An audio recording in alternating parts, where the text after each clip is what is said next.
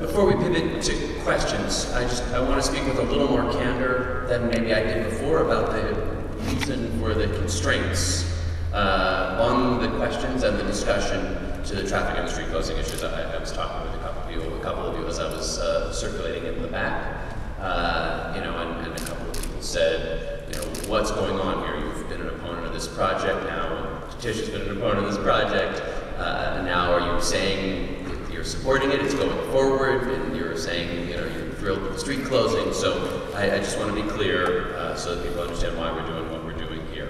I remain an opponent of this project overall. I have a lot of other questions that I hope that we can have a public forum to ask that relate to many of other issues that people have talked to me about tonight, that people have written questions about. Tish, obviously, as you know, has iterated those many times in the past, and I don't think has changed her position on things. I'm not going to speak for Steve, but the street closings are coming. Leaving the other aspects of the project aside, and a lot of other questions. This set of changes is coming now on the street closings. DOT is moving forward with them. And we felt as elected officials, Tish and I and Steve talked about this a lot, that we had a public responsibility to create a space of dialogue and conversation about those street closings. We reached out to DOT, we reached out to Forest City Ratner. Forest City Ratner made quite clear they would come to a conversation about street closings, but not about the broader set of issues.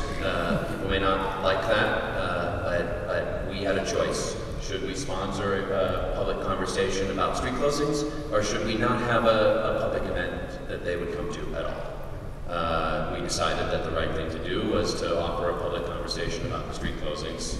We will continue to push for other fora to have the other conversations in the council and in the public and in other places, and we will certainly be in touch about them.